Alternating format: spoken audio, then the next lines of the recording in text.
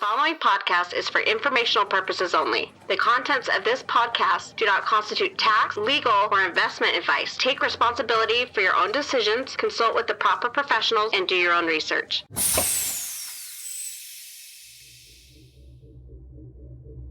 With the graph, I had a similar aha moment where I was like, this is your Web3 API. Like, this is how you get data from the blockchain without having to build some database just to be able to mock up a project with.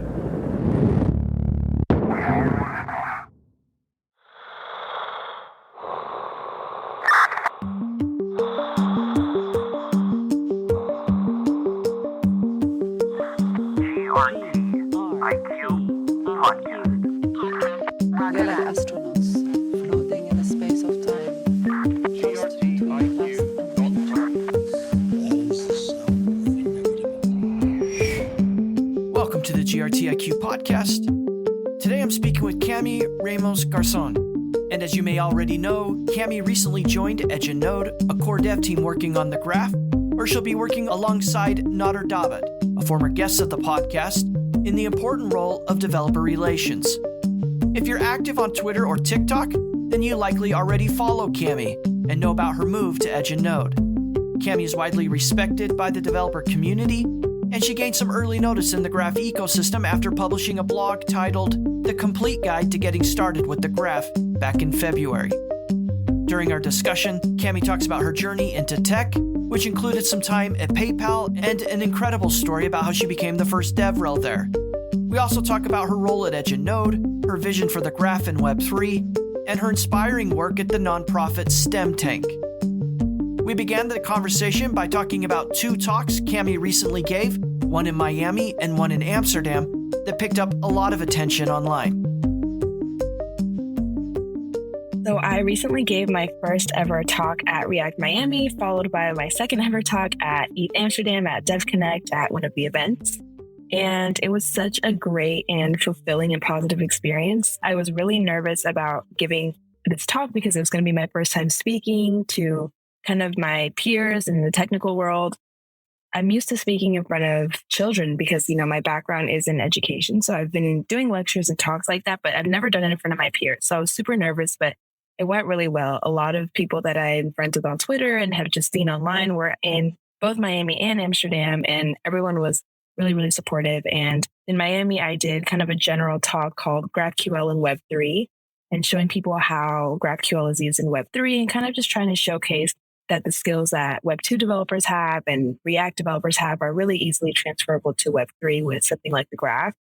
And then in Amsterdam, I spoke about a similar topic, but a little bit more optimized for Web3 audiences. So let's talk a little bit about your background. You mentioned there that you're used to speaking in front of audiences and sometimes you present to children. So what is your professional and educational background? My educational background, I studied computer science in college. I graduated in 2021, just 6 months ago at this point.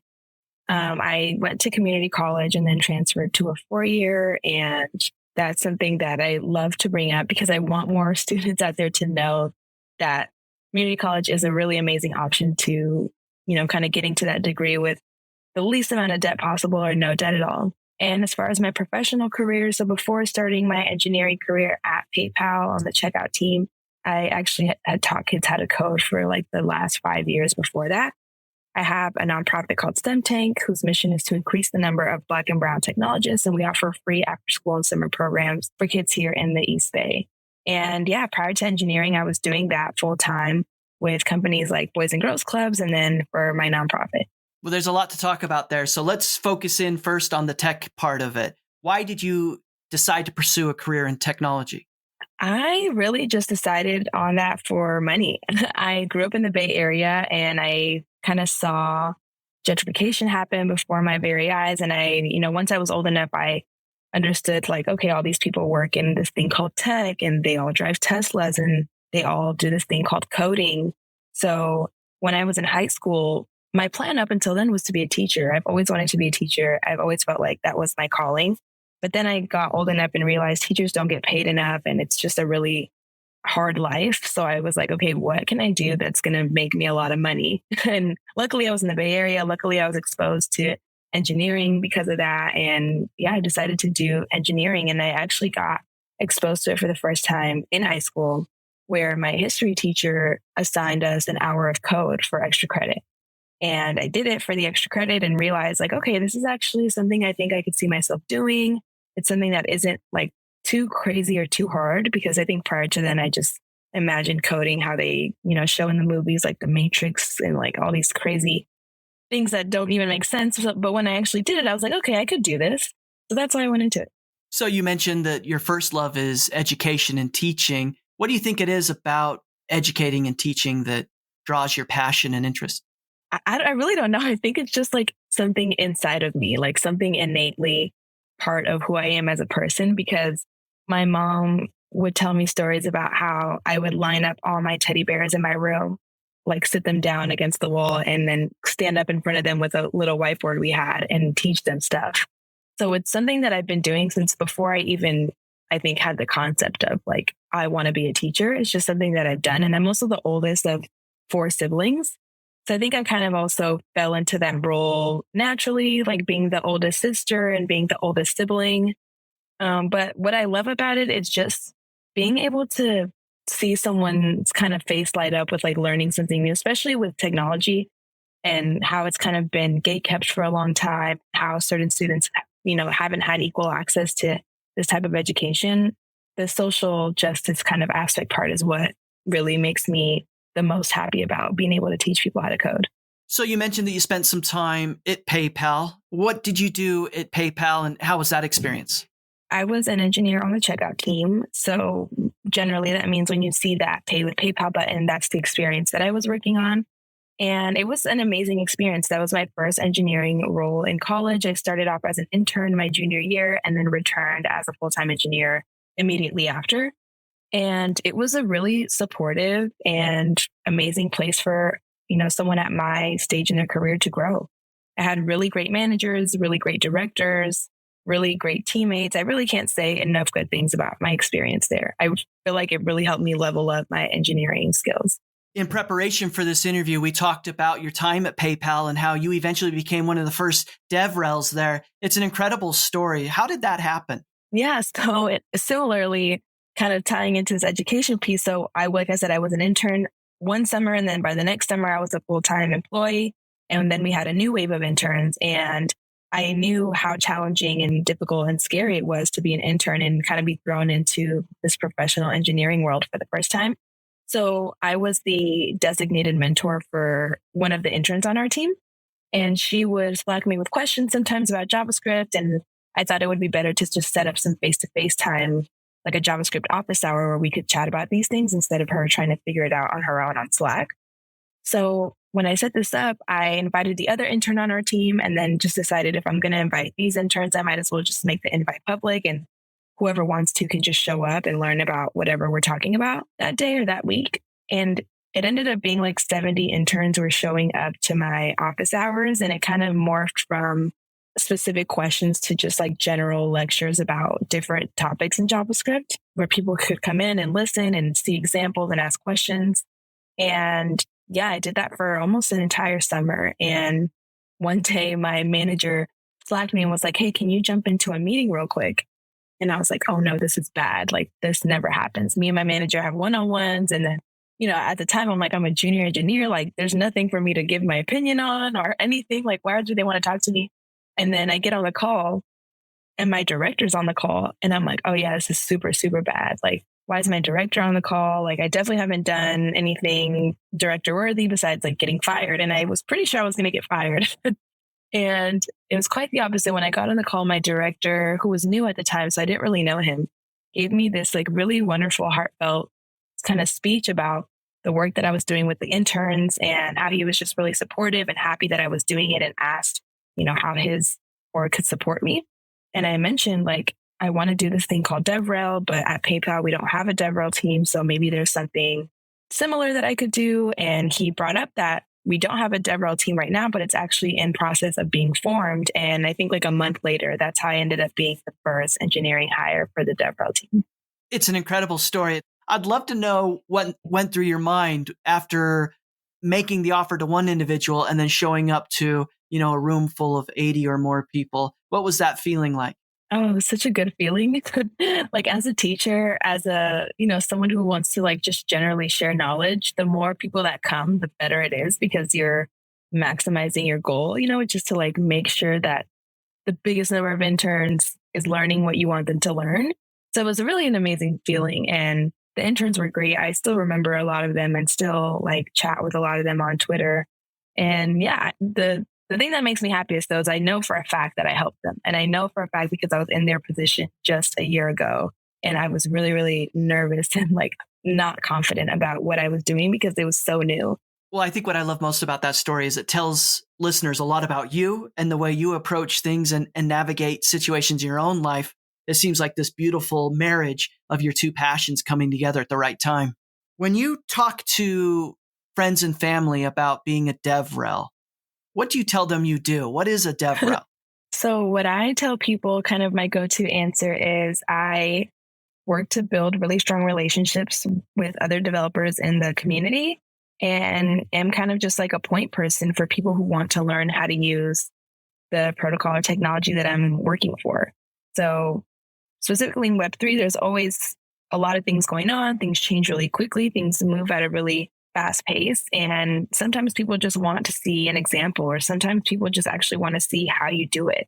And as an engineer, like sometimes I don't want to read through the docs and sometimes I don't want to go through like the hard process of figuring it out on my own. I just want to talk to a real person, or I just want to see someone's project and fork it and learn that way. So that's kind of my role, is to be that person when someone wants to reach out, when someone wants kind of more direct support, and then also just creating those resources for developers to get started a little bit easier. Well, let's spend a minute here and shine a special light on STEM Tank. It's a nonprofit you've been working on. What is STEM Tank and how does it work? Yeah, so STEM Tank is a nonprofit that's based here in Oakland, and our goal is to increase the number of Black and Brown engineers. I have this written on my blog, but I kind of talk about my life story as a Latina and as an immigrant, as a first-generation student in America, and what my experience was like trying to get computer science education at public high school. And it was pretty much non-existent. The TLDR is I went to a school of almost 3,500 students, most of which were Black or Latino. And we only had 60 seats for AP computer science for the whole school. And obviously there were more kids interested than there were available seats. So those seats had to get raffled off. And then if you weren't selected, you had to wait until the next academic year to try again. And for someone like me who was a junior, I couldn't wait another year to take CS if I wanted to apply to college for CS, because you apply for college your junior year. So kind of going through that is what gave me the inspiration to eventually make STEM Tank and try to level the educational playing field for people who are interested in tech but don't really have access to it through traditional means like school, or, parents who are engineers or have the money to pay for these really fancy and expensive coding camps. For listeners that want to get involved, somebody who's caught the vision of what you're trying to do there, what's the best way that they can help contribute and participate? So the best way to contribute is to sign up as a volunteer. If you have some technical background and want to just come in and hang out with the kids, tell them about your journey, your life story, that's a huge help because it's important for them to see people who look like them succeeding in the field, thriving, and just knowing that it's possible. Another way you can get involved is to donate, and you can do that on our donate button at stemtank.org. STEMtank spelled exactly how it sounds, STEMTANK.org. And you can kind of follow our updates and just keep up with what the kids are up to on Instagram at STEMtank. The GRTIQ podcast is made possible by a generous grant from the Graph Foundation. The Graph Grants program provides support for protocol infrastructure, tooling, dApps, subgraphs, and community building efforts. Learn more at thegraph.foundation. That's thegraph.foundation.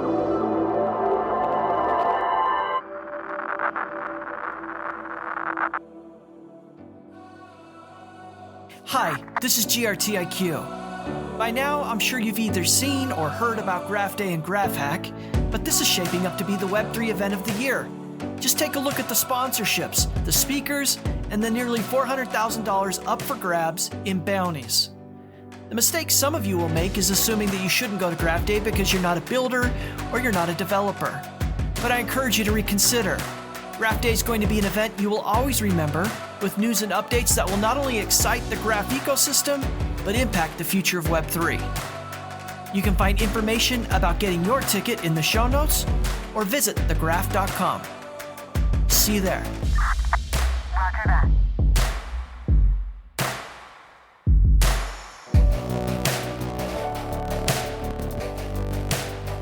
I'm really impressed with everything that you've got going on, that you're running this nonprofit, and with the vision that you're seeking to accomplish. So really want to encourage listeners to get more involved and take a look at STEM Tank and learn more. I'll link to it in the show notes. Cami, part of the reason we're talking today is you recently joined Edge and Node as DevRel. You're working alongside Nader Dabit, another very well-known and recognized name in Web3 and in the graph ecosystem. What's the story behind the move you made from PayPal to Edge and Node? Yeah, so actually there's a move in between. So I didn't go straight from PayPal to Edge and Node. I was at PayPal for about a year and a half, and then I went to a startup. I was only there for a few months before joining Edge and Node. And yeah, kind of how that happened was just I was interested in the graph. I knew Nader from Twitter, so that's how I knew the graph. He had been posting a lot of content about it. And when I was doing my Web3 kind of onboarding, I decided that the graph would be a good next step for, kind of like actually building apps. So I started learning it, and I just realized there's such a need for better just content for developers. It was so hard for me to get started. And this is coming from someone who has a computer science background, who has professional engineering background, and it was still not really easy to get started. So as I was learning, I was taking notes and, writing down what the difficult things that I ran into were. And then I put together a suite of content to help other developers. So I put together a blog, a workshop, and then an assembly script cheat sheet, because assembly script was like the hardest thing for me to like get used to writing. And there's a lot of weird wonky things about it that could have been solved just by if someone would have written it down, like you can't use array methods, like JavaScript array methods, for example. So I put that out as part of a grant program. I was a grantee for the graph before working there. And yeah, I got a really great response from people on Twitter in the developer community. And the graph really liked it. They thought it was really high quality. And eventually that's how I ended up working at Edge and Node. Well, I recall the article that you wrote. It got a ton of notice on Twitter. And so it quickly elevated your status within the community as somebody who knows what they're doing and has a lot of interest in the project. What would you attribute your interest in the graph to? You're obviously a builder and developer. You've got this great computer science background. What was it about the graph that was like an aha moment for you? I think for me, it was like, so in the Web 2 world, in my Web 2 journey, I remember when I learned about APIs, web APIs specifically, like how that opened the door for me to build stuff. Because when you're first building and you don't know how to use web APIs, you're like, oh shit, how do I like get, a list of books to show on my front end? Like, how do I actually practice building stuff if I don't really have data? There's only so much that you can build. And, there's a whole other level of complexity that comes into play when you're actually working with data and doing stuff like that. So with the graph, I had a similar aha moment where I was like, this is your Web3 API. Like, this is how you get data from the blockchain without having to like build some database just to be able to mock up a project with. So that was my aha moment. And also I came from a GraphQL background because of my experience at PayPal. I knew GraphQL pretty well. So when I learned that the graph was basically GraphQL in Web3, and that's where I got the inspo for my talk from, it seemed like such a great place to start. I want to ask you this question about migrating from Web 2 to Web 3. And I didn't do that, and I'm not a technical person, so I don't really understand what that journey is like. But as somebody who worked in Web 2 and for a very reputable firm like PayPal, and then moving into Web 3, what was that experience like? Is it totally different? Is it a lot of the same stuff? What was that experience like? I just remember feeling like overwhelmed. There's so much to learn in Web3, but also I felt like that when I first started doing Web 2. So I think it's similar in that sense. Maybe it just feels a lot more scary in Web 3 because you think you know what you're doing because you're like, oh, I have an engineering background. I should be able to get started pretty quickly. And then you're like, oh, dang, that's not the case. And it's partially, I think, I attribute it to the fact that the space is still super new. Like, it's not very mature. There's just still kind of relatively to Web 2, there's really not that much developer content out there. So a lot of it is up to individuals to kind of innovate and figure out on their own. But yeah, I would say both were scary. Web 3 was like a little bit scarier because I maybe had more confidence than I did when I was first starting my Web 2 journey. When did you first become aware of crypto and even interested in the topic itself? I became aware of crypto back in like 2015, maybe.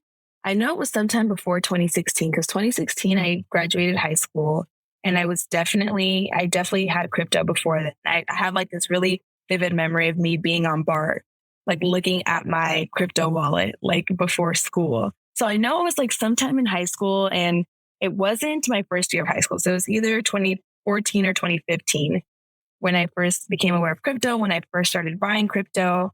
I don't even remember how I became aware of it. I think I just had like a friend or something at the time who was like, oh, you should buy some crypto. You should, crypto's the next big thing. And like, thankfully I listened. I'm not like super rich from any purchases I made back then. I only have like, I maybe only bought like a couple $100 and then I panic sold like a few years later. So yeah.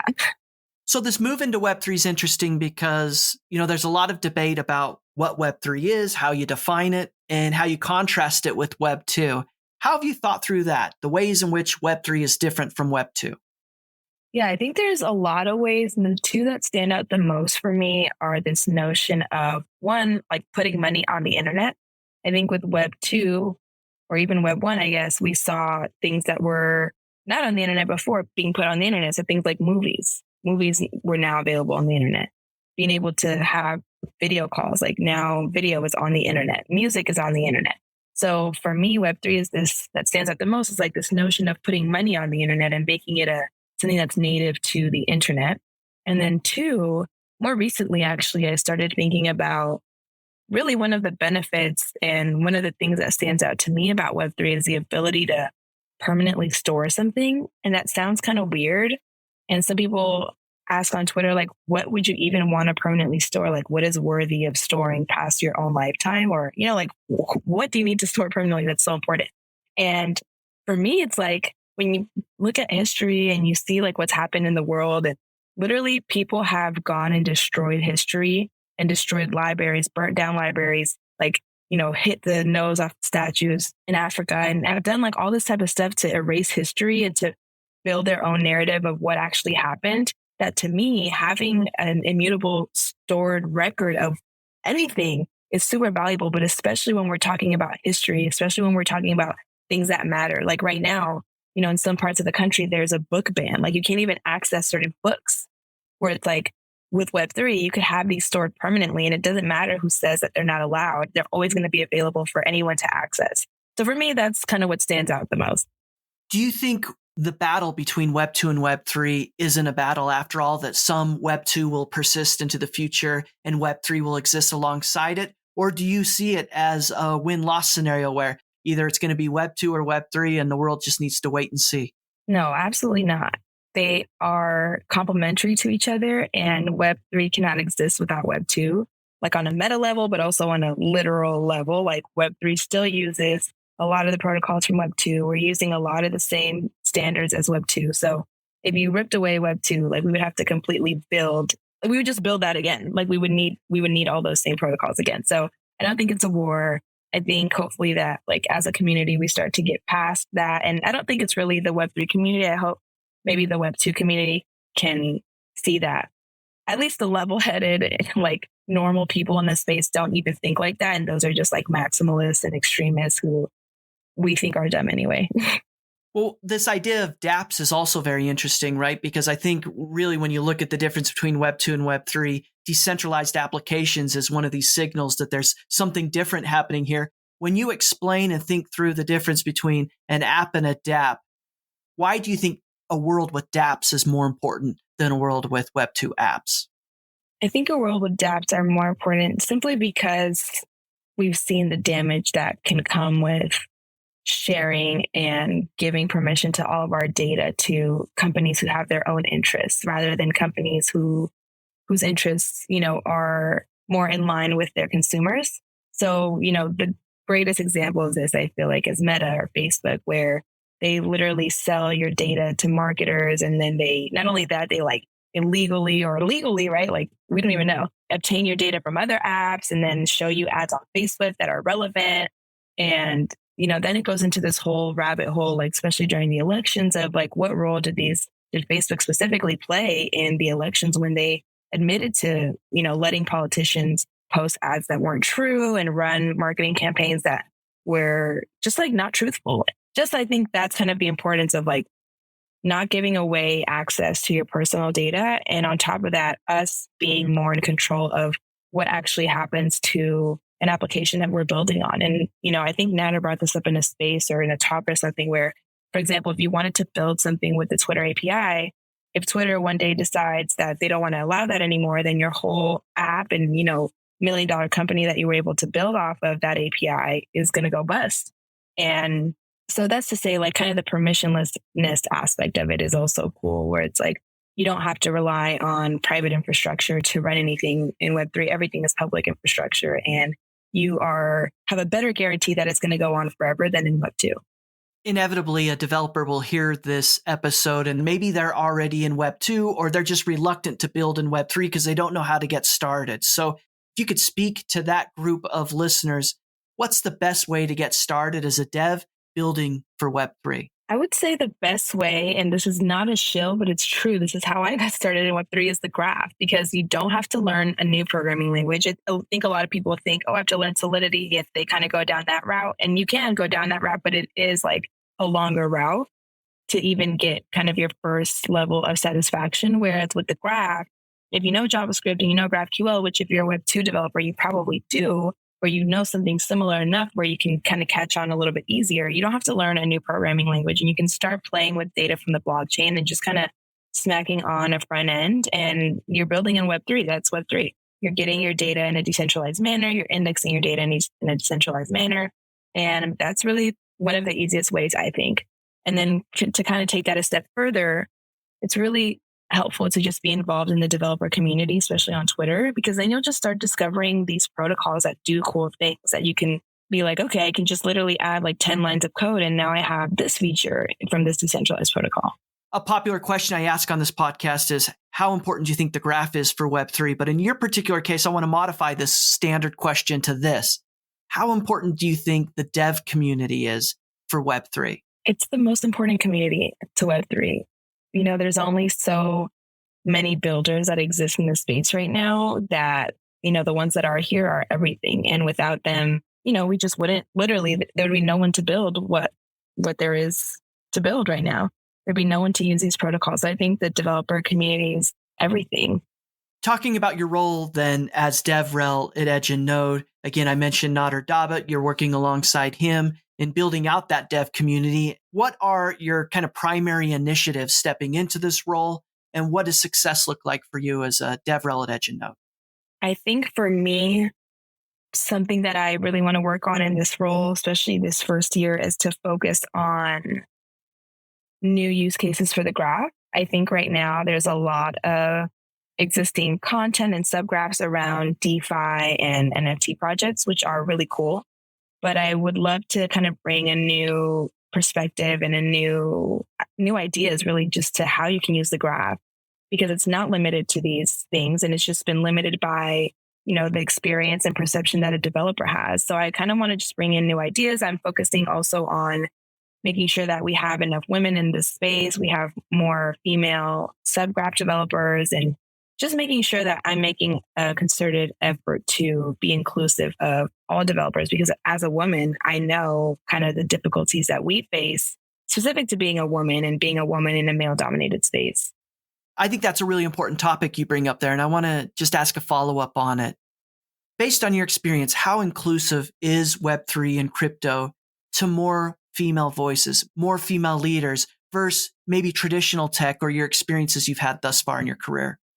I don't know if I have a good answer for this because I don't really know the entirety of Web 2 or Web 3, but I would say based on my experiences, generally, I feel, at least in the communities I've been a part of, they've been more inclusive in general in Web 3, just because we don't have this kind of traditional like structure of like, oh, in order to make decisions, you have to be this like C-suite executive, like you do have to be in Web 2.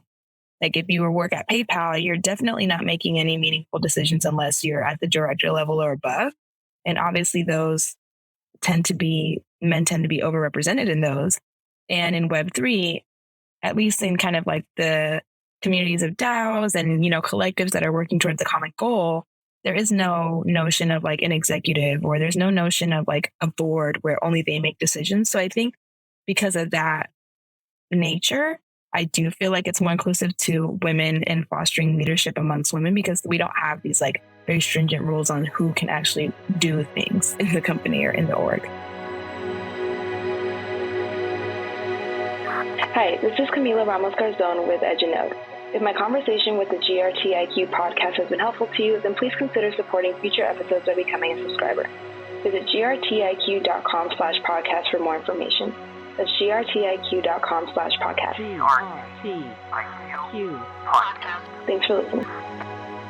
Roger that.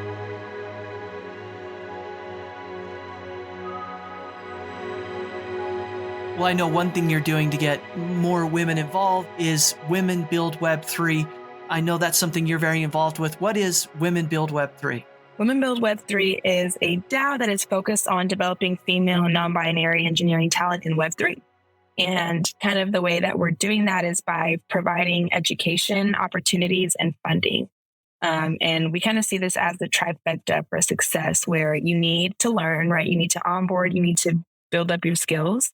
You also need opportunities to build up your reputation in the space by saying, I worked on this, I worked on this cool project, and kind of earn your name kind of in the space. And then finally, funding is a crucial piece to doing any of this, right? Whether it's attending hackathons or just getting paid for your work and working on public goods. That's one of our big goals for the year, is to just fund the building of public goods directly through our DAO. What's the experience of being in a DAO like for you? Is that a new experience, or have you been involved in that for a while? It's still definitely new. I think I joined Developer DAO maybe like 6 months ago. I wasn't really active when I first joined because, like most other people, I was so overwhelmed by I think literally maybe like hundreds and maybe 1,000 channels that we have in the server. So I stayed away from it for a long time. And it wasn't until I met up with some of those people in real life in Denver, and I was like, oh my God, you guys are so cool. Like, I want to hang out with you guys. I want to be involved now. So Denver, which is in February, it's literally Web3 time is crazy. It's only been like 2 months, but I feel like I've been doing stuff for like 6 months. But yeah, in February, I started getting really active in Developer DAO and have taken on more of a leadership role there. And then Women Build Web3 was born out of Web3Con, which is a conference that Developer DAO put on. So yeah, relatively, it's still like a new experience for me, but it's been great. I really love it. The thing about DAOs is the experience is what you make it.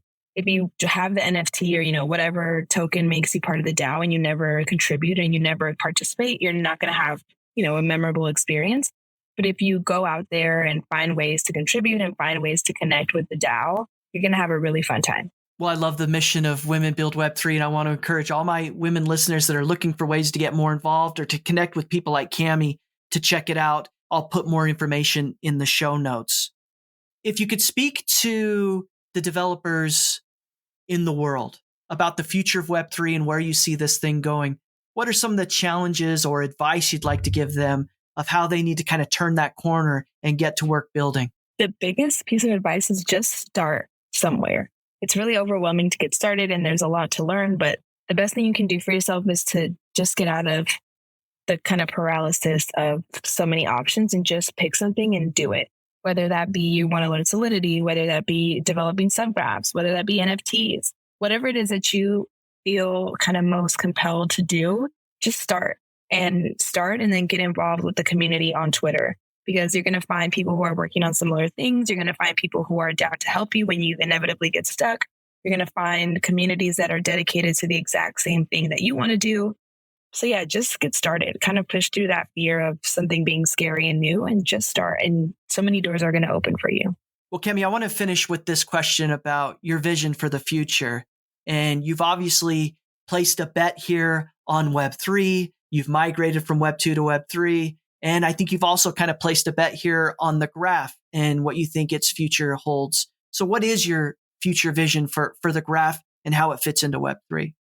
Right now, the graph has support for a bunch of different L1s and a lot more support is coming in the future. And for me, that's what I'm most excited about, is seeing the graph be integrated with all of the L1s and any developer being able to use the graph regardless of where their project lives. All right, Cami. Well, now I want to ask you the GRT IQ 10. These are 10 questions I ask guests of the podcast every week to help listeners learn something new, try something different, or achieve more. So are you ready for the GRT IQ 10? Yes. The GRT IQ 10. This is the way. 10 questions for astronauts floating in space. This is the way. What book or article has had the most impact on your life? Ooh, I was going to say The Unwomanly Face of War, that book, but now actually my answer is, I don't even remember where it was, but the article that first introduced the simulation theory to me, it changed my whole life outlook. Is there a movie or a TV show that you think everybody should be required to watch? No. If you had to listen to only one music album for the rest of your life, which one do you choose? 808s and Heartbreak by Kanye West. What's the best advice anyone's ever given to you? To just be the best at whatever it is that you're doing. And even though it sounds corny, a lot of things come from you kind of just making that your goal and wanting to be number one. What's one thing you've learned in your life that you don't think most other people have learned or know yet? Probably just how to manage my personal finances. I feel like, I learned as an adult that a lot of parents didn't teach their kids that, and my parents did. So I think that's one thing that I would say I learned in life that maybe most people haven't learned, at least at the age that I did. What's the best life hack you've discovered for yourself? Going to the gym in the morning instead of in the evening. Based on your own life experience and observations, what's the habit or characteristic you think that best explains people finding success in life? Not being afraid to take action. A lot of people are afraid to make a move, whether that be reaching out in a DM or just starting that project. And it sounds like kind of minute, but really, I think that's what's helped me become so successful, is that I'm really ready to just do the thing always. The last 3 questions are complete the sentence type questions. So we'll start with the first one. Cami, the thing that most excites you about Web3 is? The community. And how about this one? If you're on Twitter, then you should be following Developer DAO. And lastly, I'm happiest when I'm surfing somewhere in warm waters. The GRT IQ 10. After this I show you how deep the rabbit hole is. if people want to learn more about you, follow some of your work, what's the best way for listeners to do it? The best way is to follow me on Twitter at Cami in this thing with an A. So thing with an A. Twitter and TikTok is where I make most of my developer focused content. And you can also visit my personal site if you ever would like to reach me kind of more formally. It's camiinthisthing.dev. This has been a production of the GRT IQ podcast. For more information, including detailed show notes, visit grtiq.com/podcast. That's grtiq.com/podcast. Please consider contributing to this project and helping build the community by subscribing and leaving a review. GRT IQ Podcast. Roger that.